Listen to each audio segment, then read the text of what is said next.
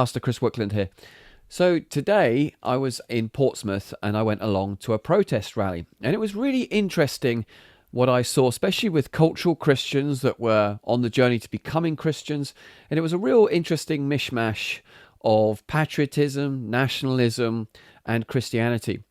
But it was also interesting that across the way, we had some people that, well, I guess were dressed like Antifa. They were very threatening looking and trying to intimidate you with face masks on, and they wouldn't talk to you. They just stared at you, and all kinds of things. And there was a whole load on the other side, which were the anti-protesters, so to speak.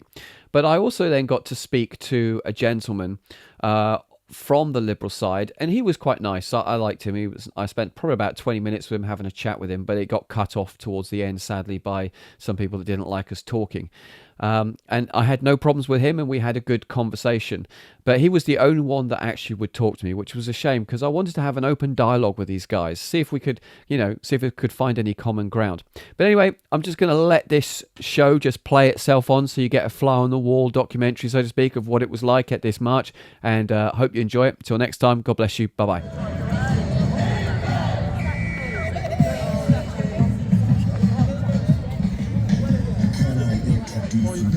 And so no Islamophobia, no anti-Semitism. So if you say no anti-Semitism, yet you've got stuff that I just saw one guy holding up about anti-Israel. So how does that work? Well, actually, it's not. It's like saying, because I'm a socialist, that's saying that I'm anti-British because I don't support the Conservative Party. But because we don't support the Likud, that doesn't mean say we're anti-Jewish or we're anti-Israel, we're anti-Zionist, which is, again, another religion. Well, what is Zionism? Zionism, it's a religion, isn't it? Well, no, Zionism politically is about that Israel has the right to their own state. Do they? Yeah. Well, why? Because the Bible told us so. Who wrote the Bible? It doesn't matter if it's biblical. It does matter. No, it doesn't matter. It does matter. Hang on. So your argument is biblical, but let's say... No, let's it's just not take... biblical. I'm just saying their argument is biblical. They're saying that God gave them the right to occupy that particular piece of land. Right. Really? But a lot of people say it's an apartheid state, but actually a lot of Muslims live quite freely and quite happily within Israel itself. And so they do actually, for the most part, get on. I mean, I go there once every 2 years for various different reasons. And the Muslims and the Christians and the Druze and the Jews, for the most part, they all get on. Mm-hmm. The problem that they have is where you've got terrorists on the other side of the fence that want to blow them up. And so what would you say about that? I'd say terrorism depends. Terrorism depends on who supplies the weapons. It's Iran. If the Russians supply the weapons, they're terrorists. If we supply the weapons, they're freedom fighters. Yeah. So, but it's Iran that's supplying. Well, there's going to be terror on both sides and atrocities on both sides, but just to label the opposition terrorists, aren't we causing terror by? Yeah, but your own government calls them terrorists. Oh, yeah. So by definition, legal definition, our government's causing terror. Of course it is. We're supplying the arms for them, But of course we can't call us terrorists because we're the good guys. Right. So the opposition to who's fighting against the people that we're supplying the arms to as a terrorist. Have you seen the October the 7th footage? Sorry? Have you seen the October the 7th footage? Why, can I ask why not? Yeah. Why bother? Did you know? Because I'll tell you now. Do you remember the Brixton riots? Yes. Yeah. Right, okay. Now, I was down here then, and my family lived in Brixton, so I phoned my mum up and said, "You okay?" And she said, "Why? What's happening?" I said, "Well, the riots." She said, "What riots?" I said, "The riots in Brixton. And you look on the television, it's horrendous. And the riots actually took 50 yards of Roughton Road in Brixton. Yeah. But when you look on the telly, it's very zoomed in. Yeah, sure. So, it's there for sensationalism, sure. And they don't. But I saw the. Yeah, I know. You're watching footage of some I saw Hamas. I saw Hamas footage. Yeah, okay. From their own body cams. Yeah. There was 3,500 foot soldiers that went into Israel and exterminated people, chopped off children's heads, shot them down. I mean, so by definition, that's an act of terrorism. If you give a young man a weapon, no matter what country he's from, they're going to go out and use it. Yeah, sure. But do you not think that's do you think that's not an act of atrocity that Israel has a right to defend themselves against? Against what? against people coming into their land by en masse and destroying their own people. But do we have to provide the weapons for that? But if it happened here in Britain, irrespective of who's providing the weapons, would you feel happy that another nation came here and killed your own people? No. Would you not think Other nations have come safe? here and killed our own people. It's Yeah. happened all the time. But what happened in the Second World War when that happened? Yeah. We defended ourselves. Do you not think No, we the didn't nation, defend ourselves, did we? Do you not think we have the right to defend ourselves Against what? against an oppressor? Who's the oppressor? Well, in Second World War, it was... we have the right to defend ourselves against Iran. Iran's not oppressing us. So, well, Why are we getting involved? Well, I guess it's in one sense a good question. I guess the point is if in the Middle East, the last sort of barrage of democracy is actually Israel. I'm 75 years old. Yeah. That thing in the Middle East has been going on longer than I've been alive. Oh, yeah. There And it is will go no on for a long simple answer. No. There's no simple answer to that, so it's no use asking me about what solution to the Middle East. I don't know. They don't know. Yeah. And they live there. If they don't know, how am I supposed to know? Yeah. You know, I think they should just have their heads knocked together and sat down and sorted it out, rather than just keep killing each other. And, you know, because that's all they're doing. And in any war, there's going to be atrocities on both sides. Oh, there's going to be terrorism on both sides. And then it just goes, who do you believe? Who's the terrorist? Who's the good guy? So in the Second World War, would you say Hitler was the good guy? I'd say Hitler was just I don't know. It depends what it's like everything. So he killed 6.5 million Jews, 3.5 million Christians. Actually, he didn't. He killed loads and loads. No. Hitler only ever killed one man. Well, okay, he gave the order to. So he, and then they all believed it. They all followed him. They all followed it. That was the problem. Everybody believed what he said, and that is the problem. And now everybody believes what Netanyahu says. Everybody believes what Joe Biden says. Everybody believes what whoever the leader, and that's the problem. You'll follow like sheep and do what exactly they're going to. But then you end up in a place of anarchy. Oh no, I'm just asking. No. You're here for a bad. You're a bad actor. You're here to try and catch people out. Oh, honestly, I don't. I actually want to engage in a conversation. I am a Zionist. Eco-fascist state. A fascist. Yeah, How are they fascist? Zionists is basically. Why? But why? No one's talking to you. Can I ask why not? No. Because you support a fascist state. Well, how are they fascist? So do not the Jews have the right to defend themselves? Okay. All right. Well, there we go. But thank you for your time, guys. Really appreciate it.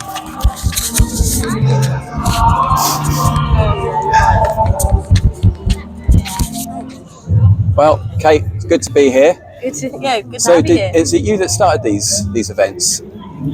Kind of. I picked a date, basically. We were all talking about it, that we needed to do something, but nothing was actually happening. So I said, let's go this day. And then I did print off like the leaflets and stuff. I just kind of made it a bit more of an actual thing. But there was a group of us, because we started off from the reform.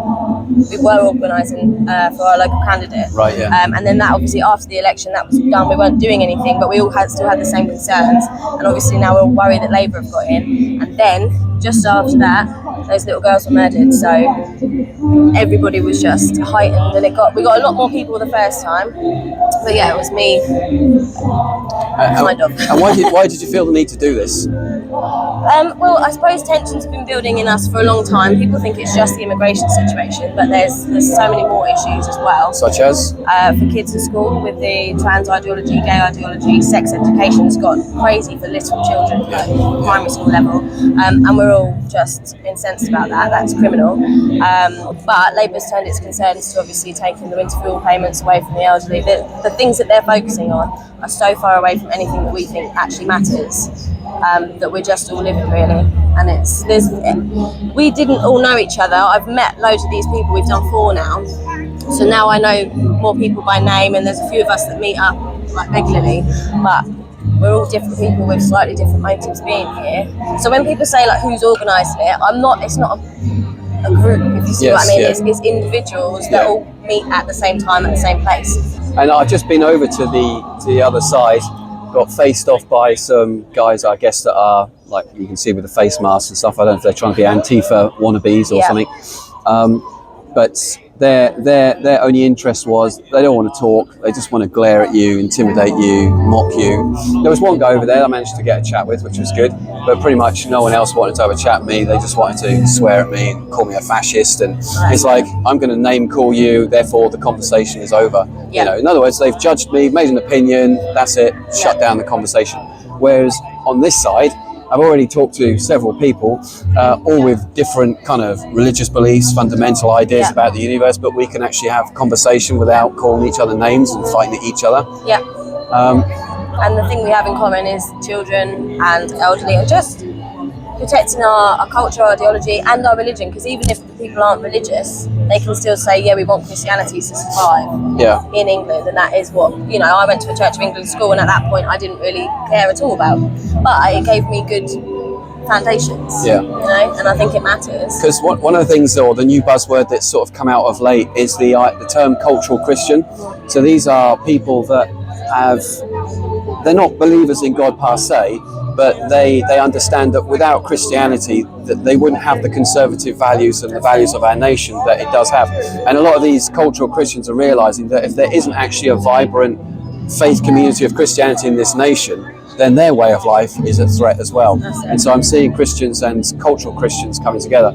So where would you say that you stand in that kind of I would say that me and my family and my husband, we've been to church 3 times now, like 3 weeks in a row. But the reason we did that was because we met some Christians here, and we thought we need to stand up for Christianity. A lot of mosques churches are being turned into mosques, and we can't have that, basically. So we just went for that purpose, because we think people need to go to church. But while we were there, we've all just enjoyed it and had a really positive feeling when we've left. The people that we meet, it's a really different world, which sounds, if you're not a Jesus person, it sounds bonkers. Yes. And I can't really describe how we feel. But yeah, we will be going back. And I'm not saying we're there, but we're actually interested, whereas before we were just going to support. Yes, you know? But that's just as valid, I think. Even if you could never get on board, I think you should still stand up for it, because it's what our country is built on, and our laws and everything. Yeah, definitely. And I think one of the things that we're probably going to have to do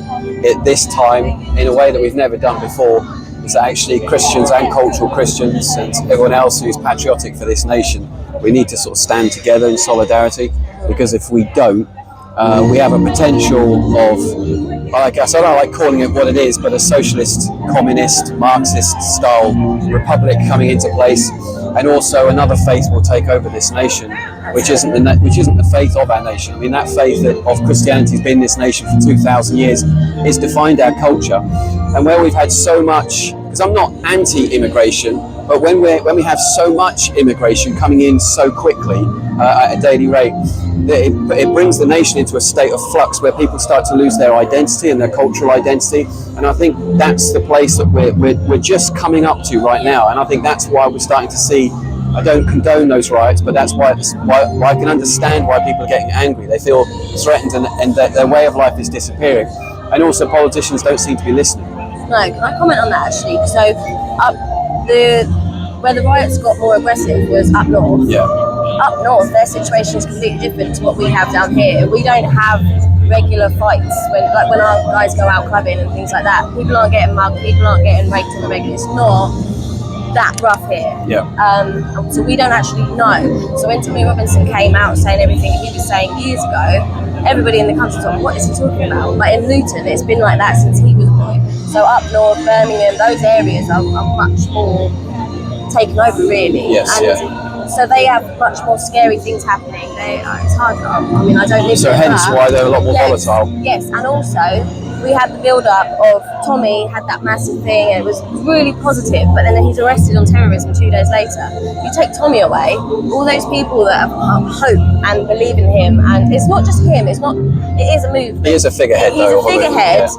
But we don't expect him to exactly do anything himself. Yes, yeah. We think that what he does brings attention to what we all care about, and we hope He's like the mascot. and we hope that the government will listen.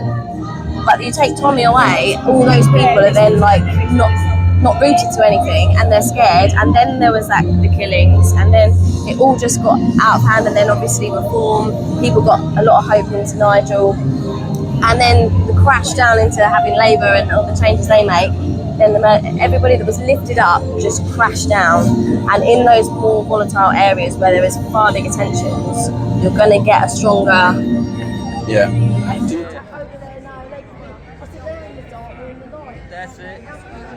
Yeah. So Jane, can you tell me about your story about how you came to faith in Christianity?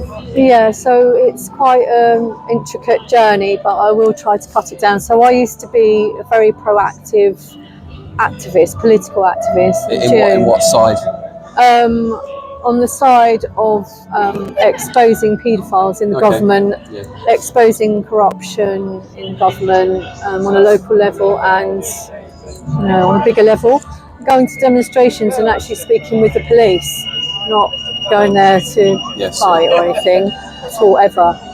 So then I started looking into the way the system was. Obviously, I grew up in a political family, so my mum and dad taught me quite a lot, but they weren't religious, they weren't believers at all. I then realised that everything was so anti-Christ, and I thought, how can you be anti-something that doesn't exist? Therefore, Christ must exist. So I got a King James Bible. Yeah, there's a lot of people that say that. They come to this conclusion that something is completely absent, and if they're so anti it, then and it's absent, and if it wasn't real, why are we doing it? So a lot of people have actually become saved through that journey as well. Yeah. Sorry. Yeah. No. So I got a King James Bible, and I was using it as a reference book to see if it correlated with present time, how prophecy was lining up, etc. Which he does very nicely. Yeah, perfectly. Yes. To cut a long story short, because of the darkness that I saw and I found Christ. I started to believe, I really started to believe, but I still couldn't read my Bible properly. I didn't really understand it, the these and thous and everything. So I just kept praying and listening to scripture and praying every day, and I had personal issues going on with certain people as well at the time, and I was surrounded literally by the enemy, and I put my whole trust in God at that point. And something dramatic, I was going to churches as well at that point, I must say, but they were refusing to answer the questions that I had to ask, like in Romans 13 about obeying the government, and I knew the depth of the darkness of the government, and they're not godly men. How could I obey men that would potentially be making me sin? I couldn't give my consent to that, and I was told, no, Jane, you must obey. Well, I couldn't, so I was fighting. God showed me the way, and the night before I was about to do something drastic, and I literally broke down and got down on my knees, and I would have been a criminal if I'd done that, and I just said, please God, please Jesus, save me, and I really meant it, and I wept.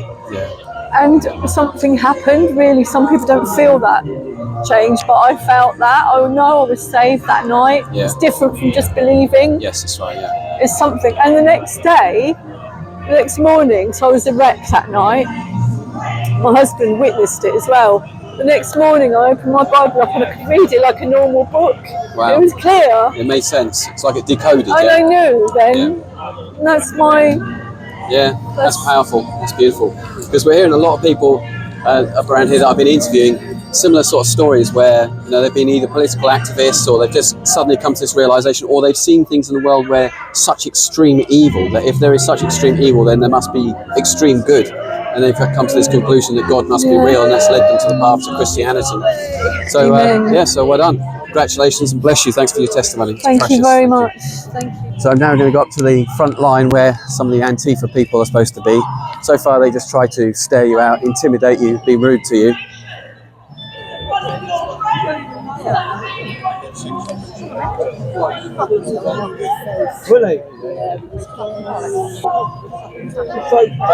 It's all been nonsense. I know. So up there, there's a woman preaching away, and so far what I've heard of it is pseudo-historical nonsense, just name calling, and shaming, but I'm not actually saying anything of intelligent substance that's actually based on fact. One of the things that we often get called is Nazis, which I think is completely quite ironic, because they're anti-Israel, they're anti-pro-Zionistic, and also Nazis are socialists. So I'm not a socialist, and I am pro-Zionistic, Therefore, by definition, I'm not a Nazi. So I find this really quite interesting. But you see, the problem is with the liberal culture is that they hate everything to do with Western society. They've been indoctrinated to believe that anything that's done by a white man is somehow intrinsically wrong, and that because say for example we don't give enough, there's too many white people driving trains, for example. There's one that I heard recently. But the reason why we have too many white people driving trains is the same reason that if I go to India, I see too many coloured people driving trains. It's because the natural demograph of the country is that it's predominantly brown, and here it's predominantly white. So that stands to reason. It's not racist, it's just that we are the majority colour in the country, and there's nothing racist in that at all. But the Liberals, they like to take anything they can to bring division, and so this racism card is one that they use all the time. Enjoy. And Christianity has done more to stop slavery than any other movement. No secular movement did it. It was Christianity that brought about the abolition of slavery across the nations. And that's something that as a British Christian, I am proud of. I want to, because you've already had the gospel today from several people, I want to end today with my talk. Can we just pray the Lord's Prayer together? Because it's a great prayer. And when we say your will on earth, let's say your will on Britain. Okay? Our Father, who art in heaven, hallowed be your name. Thy kingdom come. Thy will be done on Britain as it is in heaven. Give us this day our daily bread, and forgive us our trespasses, as we forgive those who trespass against us. Lead us not into temptation, but deliver us from evil. For thine is the kingdom, the power, and the glory, forever and ever. And all the saints said, Amen! Woo! Praise the Lord. Today, we are in grave danger. Two-tier Kia wants to take back more control of your lives with laws that restrict individual freedoms. Your freedom of speech, your freedom of movement, your freedom of choice. And they will lie to achieve their ends. For many years I was caught up in addiction and offending behaviour. I was a scourge to society. I was literally the lawless one. But for some unknown reason, God showed me mercy. And He's brought me a long way. And I've come here today because I feel passionate. At one time I used to just sit on the fence and never even used to vote. But then I realised that we needed a leader. But we need a leader that carries Christ. Because all the others are getting it wrong. That doesn't exist, so it took me years and years and years to start believing, and I realised there's something in it, and there is, and it's huge, and it's Jesus, and it's God. He's got His hand, and He's got His hand all over this here, protecting us, and we do need to obey Him rather than man, because the men we've got in government are not godly. They are some of the biggest sinners you'll ever set your eyes upon. They're allowing children to be raped, they're allowing all sorts of things to go on now. And it's not just about that, it's about being a mother. And they've been teaching our children diversity in schools for 30 years.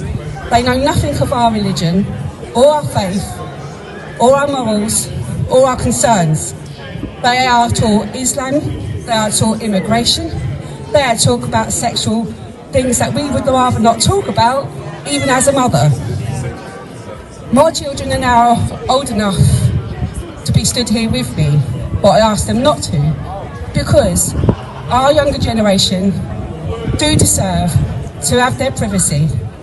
They do not deserve to be stood here being cast as Nazis, far-right thugs, when they're just starting out in the world.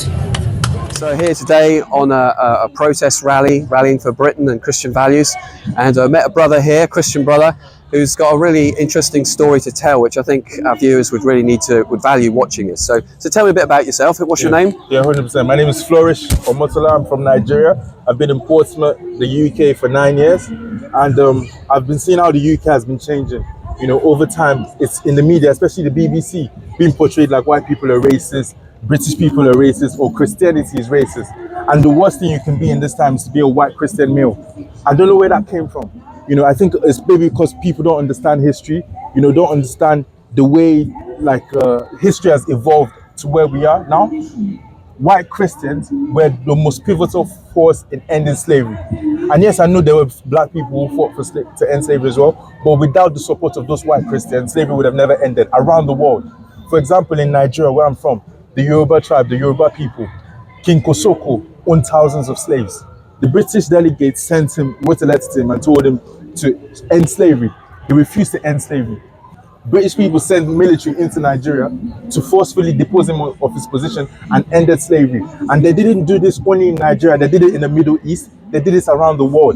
There are fewer people that spent as much resources as the British and the Americans, white Christian males, in ending slavery. Now, we're losing Christianity in the UK. We're losing Christianity in America. We're having other ideologies, secular humanism, extreme liberalism, Islam, and people don't understand that.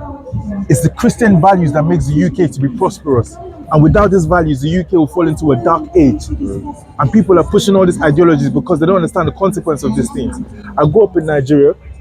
When I left Nigeria in 2015, the ratio of Muslims to Christians was 48% to 52%. Over the years, Christians have been kidnapped, Christians have been killed, Christians have been raped. The BBC doesn't talk about it. A lot of Nigerian outlets don't even talk about it. On a daily basis, 11 Christians are killed in Nigeria. For the last 10 years, 15,000 Christians have been killed by Boko Haram. Western education is a sin. That's what they stand for. And they don't understand that this ideology of most Muslims are good people. Muslims are good people. But the ideology of Islam, as contained within the Hadith and the Quran, has a lot of things that has to be questioned. Things like slavery, whom your right hand possess. Things like wife beating. You know, there's a lot. Muhammad himself owned black slaves. These are things a lot of black Muslims don't know because they're kept in ignorance, because they tell you in order to read the Quran, you have to understand Arabic. So a lot of them don't even read their Qurans. They don't know what's in the Quran. They don't know what's in the Hadith. You speak with them, they have no knowledge about their religion. And you tell them Muhammad had black slaves. They've never heard this. They think Muhammad ended slavery. Muhammad never ended slavery. Tommy Robinson was speaking out against 3,000 girls who were raped in Luton. The British police kept quiet about this. Yeah, that's right, they did. Because they didn't want to be called racist. And there was a documentary on it, wasn't there? They tried to hide it. What kind of cowardice is this? How can people look at evil and not speak against it because they're scared of what people say about them? Yeah, that's right. This is not good. Yeah, that's good. Well, brilliant, Flourish. Thank you so much for your time on that. Really appreciate that. 100%. Thank you very much, Pastor Witt. Thank you. And thank you for what you're doing.